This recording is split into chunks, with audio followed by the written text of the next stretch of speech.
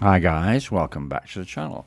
So this video we're going to chat about some very important things that you need to know if you're going to come to Pattaya, so you don't become a victim, basically. And what we're going to do is I'm going to walk around a beautiful, beautiful cafe restaurant outside Pattaya on Rayong Road called Pabun Cafe. So before we go in, let me just show you on a map where it is. So on the left you can see the bay, Pattaya City. On the right, top right, is the Rayong Road. Okay, you know where it is now. Okay? And just in case you're wondering, when you look around you can see what looks like almost like smoke coming from the trees and things like that. It isn't. It actually is a water spray, a very fine mist of water spray, and there are hundreds and hundreds of them all around the place, and it keeps the temperature down. Now, I've seen videos of here before, and they were either taken at night or when the place was busy, and you couldn't look round, you couldn't see the place properly on the videos. So I deliberately came this morning at 10 o'clock in the morning when I knew they opened at 8. And I knew at 10 there would be no customers. So there's just the staff and the cleaners, and there's no customers at all. So it's perfect for taking a video. I don't disturb anybody. Okay, right. Let's get on with the chat now. You know where we are. Okay, so we'll start the chat about money. Okay, now in your country, more than likely, you don't buy anything with cash. You don't pay cash for anything, hardly, unless maybe you go to your bar and buy a drink. But most things you just don't pay cash. It's all cards or scanning the phone. Now, if you can remember what it was like 10, 15, 20 years ago in the West, it was all cash, cash, cash. Only a little bit of card payments. That's what it's still like in Thailand. In Thailand, people pay by telephone a lot of the time, by scanning the phone. Not so much by card, but it's other than that, it's all cash, everything. Now, what you want to do is you want to bring with you when you come on your vacation a bunch of cash, because if you bring a card when you get here, you're going to have to take the cash out, because most places, lots of places won't take cards. So you're going to have to get cash. And then you're going to get hit with ATM fees and bank transfer fees and very poor exchange fees and all the rest of it. So better if you bring the cash in the first place. I mean, you've got 3 or 4 or 5 pockets or whatever, put a few, dollars or whatever your currency you have in all your pockets, and use large denomination notes. Like if you're British, use £50 notes. If you're American, $100 or whatever, but large denomination notes. And then you can change that money at a very good rate in things like the TT, the yellow kiosks you see all around the place.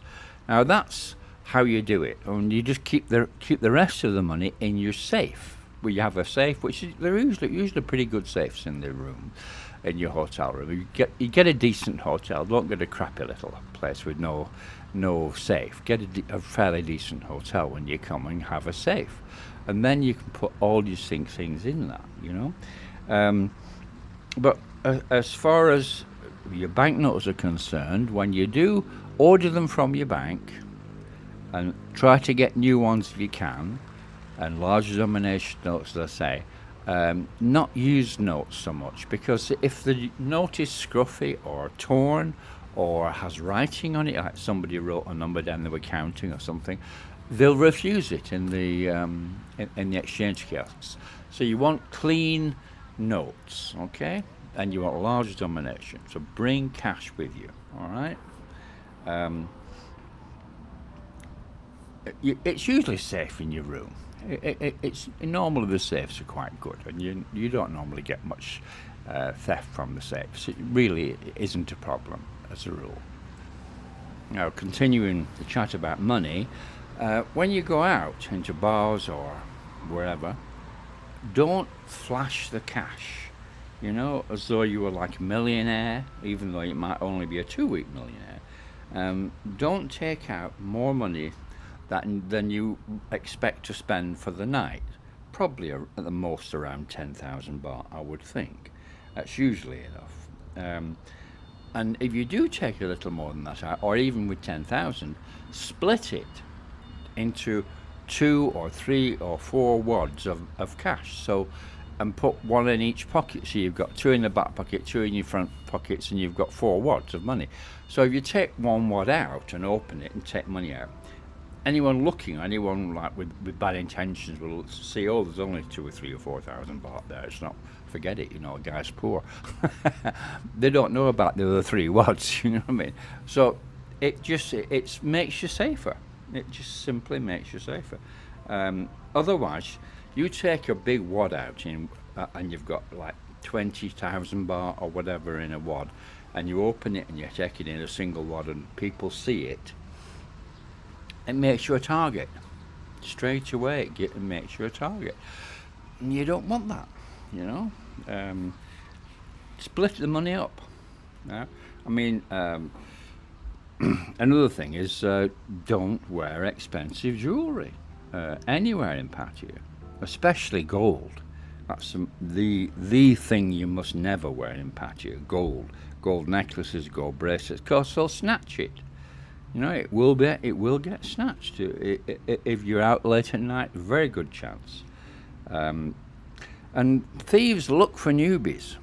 They watch, they look. That's their job, and they spot people who have wads of cash. They spot people who have gold necklaces, bracelets, whatever, and they will try to get it off you. Basically, that's what they'll do.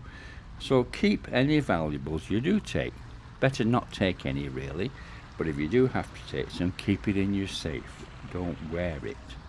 I mean, as far as the girls are concerned, I mean, another thing is, if you take a girl back to your room, then 90%, 99%, 95%, whatever, of the time you'll be fine. Even if you left something out, you'd be fine. I have been. Most of the time, but the odd time you might fall unlucky and have a really bad girl, and then you go to the bathroom or something and she'll take something. So what you do is when you go to the room, the first thing you do is put everything in your safe. Any gold jewelry, any watches, or any your passport you keep in your safe. Put everything in your safe. Except obviously the money that you may need to give her, but that's the way you do it. Okay, just think ahead. All right. Now, another thing I do get asked about quite often is Beach Road. Is it okay take somebody from Beach Road? And I've only ever done that 2 or 3 times, and I've regretted it each time. It hasn't worked out. There's usually a reason why these girls don't work in bars. Maybe they got caught stealing. At some time, maybe there were complaints to the mama-san about the way they treated customers, or this or that. Or maybe they have a medical condition. That can happen. There's several reasons, usually, why they don't work in a bar. It's not because they don't want to, because in many ways it's better, because you get a salary, in a bar. It might not be a lot, but you do. So, Beach Road is dodgy, in my opinion. Sketchy, dodgy, whatever you want to call it. I personally don't go to Beach Road, ever. I have tried it, as I said. It worked out. It never worked out. It was a disaster 3 times. So, that's my opinion of Beach Road, Another thing that guys tend to do, or they try to do, is to arrange to meet a girl to avoid the bar fine. Well, fine. I mean, especially in a dancing bar, go-go or something, the bar fine is very high. It's 1,500 baht or more these days. So obviously you want to arrange not, to try to see the girl at some other time. But it's so difficult because, first of all, they don't finish work till 3 o'clock in the morning. And then they go eating with their friends for another hour. And then they go do the makeup. And then they might finally end up in Insomnia or Republic at 4:30 in the morning. Maybe. And they'll probably be drunk and not in any fit state or very tired or whatever. And that's what you're going to get if you avoid the bar fine. Up to you. Up to you. I've always found it was better to pay the bar fine and take the girl when she was still not drunk or still not tired or whatever, not sick or whatever, you know. I've always found that. But some guys don't want to do that. They say, "Oh no, I'll meet you at Republic at 4 in the morning," and the girl might roll in at 4:30 just before it closes around 5ish. You know what I mean? Personally, I think it's not worth it. You know, for the sake, because what you can do, you can't exchange line or phone numbers in the bar. So what I've always found is I'm happy to do one bar fine if I like a girl. I'll bar fine her once, and then in the privacy of the hotel, you exchange line or phone numbers. After that, then you have contact, and you can meet them anytime that they're available. But that's the way I've always done it. I've never tried to dodge around the bar fine, other than, as I say, meeting the girl before she goes to work or something like that. You know what I mean? That sort of thing. That's a way around it without getting the girl in trouble. I mean, if the mama-san sees you swapping phone numbers, she'll get in trouble. She'll get maybe even get fined. You know?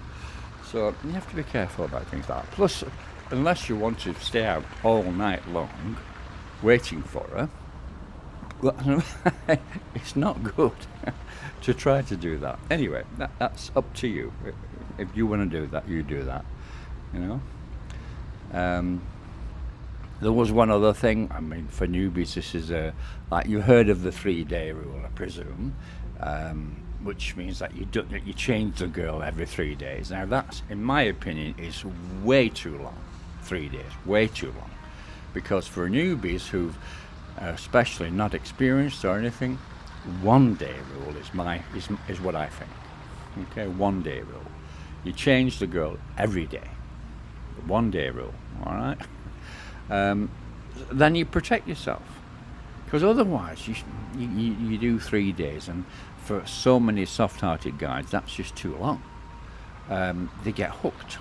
The girl gets hooking them, and then from there it develops, and then the girl says, "Oh, see me again tonight, see me again tonight," and you end up with your whole 2 weeks or whatever seeing one girl, you know, and you miss out on lots of fun with lots of other ones. But not only that, what happens is then that one girl thinks, okay, now this guy's hooked on me, he's like falling in love with me or whatever, I'm going to really, really put the pressure on for money. And that's what they'll do. And they'll come out with all excuses and reasons why they need money and this and that, and then you'll exchange phone numbers with your own phone number at home in your country and all that. It ends up in a sponsorship. You don't want that, so don't do it. Don't get involved with girls. Don't fall for a girl. If you're a soft-hearted guy, keep to the 1-day rule, okay? Stick to that. I mean, some guys be thinking of long-term plans and all this business. I mean, for God's sake, you know, it's a working girl. Get your head round that, you know. I know it's very different in Thailand than it is in other countries, but you have to get used to it. You know, it took me a while. I'll admit it. It took me a couple of years to really get my head round it and harden up. So, and that's me. So, you know, so some guys who are soft-hearted, I'm not really soft-hearted, to be honest with you, but some guys who are soft-hearted, they can get hooked and cleaned out. be careful, all right? 1 day rule. If you're soft-hearted, 1 day rule. Okay, guys? I mean, the other things that you'll get is when they want to get the hooks into you, they'll say something like, "Oh, you're the first ever Falang I've ever been with, you know? I've only been working here for a week and never been with one." And, oh, look, yeah. Isn't it wonderful between you and me and all this? Yeah. I mean, the girl's probably been there working for 5 years, but she's just come back from a village a week ago. That's the way they look at it. And she's only been working there 1 week. Never mind the 5 years before, that doesn't count. All right? And then all this nonsense about Falang and well, you know, Westerners or foreigners. And you'll say something like, "What about Thai boyfriends?" Don't you? "Oh, I don't like Thai men. Don't like Thai men. No, Thai men no good." And then you'll sort of say, "Have you got any children?" And she say, "Yes, I have 2 children." "And who are the fathers?" "Oh, 2 Thai men." "Oh, all right. So you don't like Thai men, but you have kids with them. All right, I see. I see how it works." Yeah. It's really when they come out with all this stuff, you've got to take it with a pinch of salt, because they're just saying what they think you want to hear. You know, like all this nonsense about I like foreigners, I like Thai men. I don't like Thai men. And then just to prove a point, to show you a point, there's something called bar hosts in Pattaya. In actually lots of places, all cities in Thailand have them. And basically it's like a gentleman's club, but it's the opposite way around. The staff are all good-looking young Thai guys, and the customers are all working girls or bar girls, yeah? And they pay, and they buy drinks and everything and all the rest of it. And the Thai guys are very good at whispering like lovey-dovey stuff in their ears and all that sort of stuff. They're very good at that. And they're also good-looking lads. I mean, all of them. They don't get employed unless they're really good-looking lads. So if that was the case, that they didn't like Thai men, why are they spending money going to bar hosts? Why? Because they do like them. That's the reason why. Only problem is that most Thai guys don't have money. That's one of the reasons that they're sort of don't really tend to bother with them, you know. Another thing, by the way, that you need to know, if you're a newbie, if you go into bars and things, you'll walk in and there'll be a bunch of girls working in the bar, okay? Now, you look around and you'll see 2 or 3 that you like. Now, you need to get a reaction from the one you like. Otherwise, don't bother with it. If she looks at you and then looks back to her telephone, forget it, all right? If she looks at you and gives you a big smile, that's the one you pick, all right? You pick the one who picks you. It's a very old-fashioned way of doing it, but it's true. You pick the one who likes you, who picks you, basically, is what I'm saying. So learn that one as well. Learn how to be when you go into a bar. Don't try and choose the best looking girl in the place if she ignores you. Don't do that. That's a mistake. It'll be a disaster. You pick the one that reacts to you and seems to like you. Okay, guys. Anyway, I thought I'll just put all the information out to you because it's just for beginners, really. But that was, by the way, Parboom Cafe. I hope you enjoyed it. And don't forget, look at Patreon. Some fabulous stuff down there now, really. Just go down below, click more, click Patreon, have a look. First minute or so, you don't have to join. You can just look for free. Okay, guys. So please subscribe, like, share, ring the bell. And thank you very much for watching. See you on the next video.